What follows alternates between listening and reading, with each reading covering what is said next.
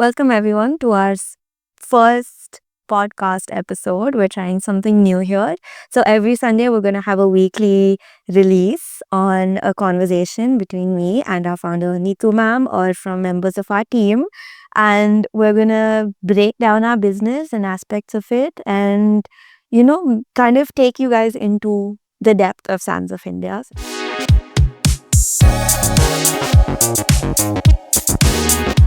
Hi, ma'am. Thank you for joining us today. Shruti. This is, I think, something that we've wanted to do for a very long time, where we have to introduce the brand to a more personal level to the audience. And this is a great way to start. And today I want to focus on one of the key aspects of our business, which is effortless gorgeousness. It's a tagline that we've used in a lot of our posts. It's something that we stress upon daily, and it's something that we kind of incorporate into our designs as well. So this time I wanted to tear it apart, break it down, kind of put it out there of what effortless gorgeousness actually means to us. So our first question for you today would be, how has your understanding of beauty changed over the years? So, Shruti, I, in my younger days, was a tomboy. You know, really short hair, not bothering about how do you look. But as you step into college and you start seeing how sort of girls, obviously want to look good, and then I changed my style a little bit. But over the years, what I realized was that it wasn't just the looks that people were attracted to, and it was more about who you are. And that's what some of the studies have also come through, right? Showing that what do you look in a woman, um the confidence, compassion, personality, your posture. Yeah. Yeah, I think that is where, of course, styling always matters, because you always want to come through. What were you calling it yesterday? Enclothed cognition. Yeah. Okay. So yeah, that was a new terminology to me. So yeah. So that always also takes a forefront, and that's where over the years, the time spent became, instead of accessorizing, more on workouts and stuff like that. Yeah. So enclothed cognition is essentially the clothes that you wear have an effect on the way that you perceive your own self. So if you wear something like a suit and a jacket, you automatically feel more professional. So that is also a big part of effortless gorgeousness, because the clothes that we wear make you feel effortless and gorgeous from inside. Yes. So is that how what was the thought process behind creating the tagline effortless gorgeousness? So in my mind, and over the years, I've had two kids, to get them ready in the morning, put them into the buses, and then get into your professional world, and also start thinking of the meetings and start thinking. But at the back of your mind, you always want to look good, right? Yeah. And then you don't have time to spend on yourself, whether it is makeup, accessorizing, and all of that.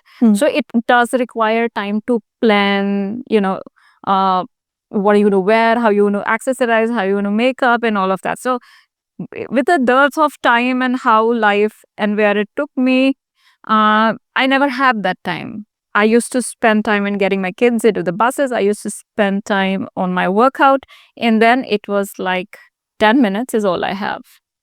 So while styling was super important, I did not have time to sort of, work on myself, wear makeup and other things were concerned. And that's where, when I started thinking of building a brand, I almost thought, like, in today's professional world, girls will have more to think about than just this. And so that effortless gorgeousness became the first tagline. So it's like you don't need to spend hours on what you need to wear. It's about, just making sure that what you wear is giving you your best result throughout the day. Absolutely. So you're styled really well. Yeah. You're styled according to your body type. You're styled according to what sort of personality you are. You can fuse, you can have that fusion of Indian and Western, and your style according to what sort of day you're looking forward to, right? Your meetings, you probably have a dinner in the evening. So that sort of a thing, you have to style yourself, but that the whole time spent on makeup, accessories, etc., gets cut down. Once you know, okay, this is what I'm going to wear, then you just wear and step out. Yeah, and you look great. And you look great, and you're confident about how you're looking. How do you see it? I mean, Gen Z, when I look at the math of how the businesses are moving, how categories are moving, the Gen Z looking at beauty and personal care. Of course, personal care takes priority over the beauty and stuff. But as a Gen Z, like, how do you see the whole thing? You've just stepped into your professional world. Yeah. And so just tell me more about it. So I would say a major key trend that we have right now is skincare.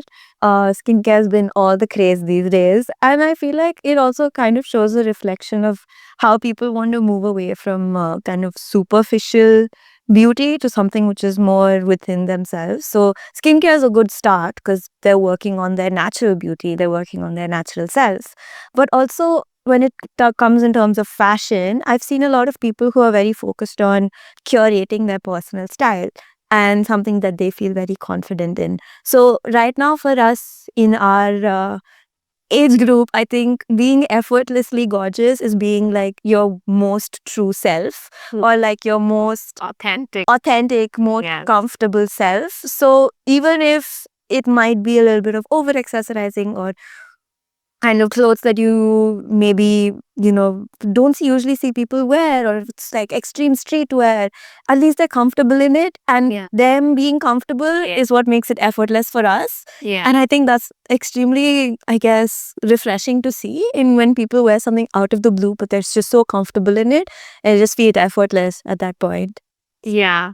Yeah, sure. I get that. And that is where I think when Bharti and Shruti design, I think that's the first thing that comes to your mind, whether the tea that you're wearing. Yeah. It's almost like, when Bharti designed it, it was like, a necklace, And I right? Yeah. So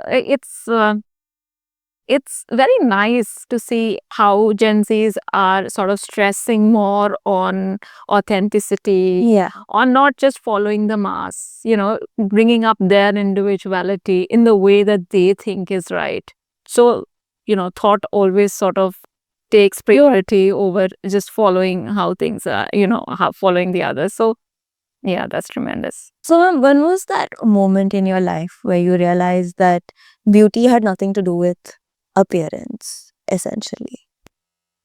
As I climbed the corporate ladder, and I felt that people are drawn to you through what you speak and how you come across and how you sort of treat others, how you empathize, how you take the meetings forward.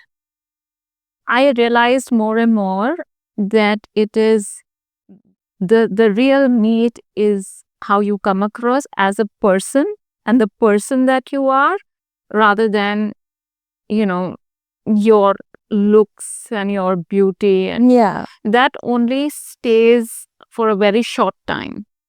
You could say like the first impression. Yeah, I mean, first impression also necessarily doesn't come out of the beauty piece, right? I mean, that matters more probably when you're on screen and people cannot see the real you. But when people see the real you, then they see you as a person. And that's also super important because, how you look might change over time. And I think the other thing which really matters is the energy that you bring into the room. Yeah. And a large part of that energy comes from how fit you are. And, can you just pace along, and maybe are your evenings as strong as your mornings? I think when people see you so energized through the day, that whole energy sort of works in a way, as you guys call it, right? Vibes. The vibes that you bring is, that's where people sort of relate to you more and get drawn to you. Yeah. That magnetism comes from, how you put yourself forward rather than. Yeah, actually, we've seen that in the office, like the energy that you come in with. Everyone is just like, guys, let's get this work done. Let's start working. We have so much to do. But yeah, I don't ever see like, like a dip in your energy. You're consistently energetic throughout the day. You're in the second you walk in, the second you leave out, you guys like guys, everything, get this done, get that done. And we're all like, yes, let's do it. Because we also kind of channelize that same energy throughout the company. So yeah, I do see that. And no, the other thing also, I mean, one is that me, right? But the other thing that I see in you guys, like you're like really young, and then there is so much, like I might tell you to do XYZ, but it is not that you just do it because I have said it. Yeah. You know, there's always that mind comes into place to say that, all right, you know, this is the direction, but how I take it forward is how I think or how I perceive that will be the best for the brand, right? Yeah. Whether it is the design piece or it is how what you get is what is getting shown to the customer, you know. So that is also the vibes that I like, right? Personally, that you know you're motivated enough, you have passion, you know, you want to do. It's not just abide by what the seniors say. Yeah. Yeah. So I guess that's all for today. But stay tuned for more discussions and conversations about the business, the brand, who we are, our philosophies, what we believe in, and just everyday life. Maybe we'll probably split this up into many different pieces and let us know what you think about this.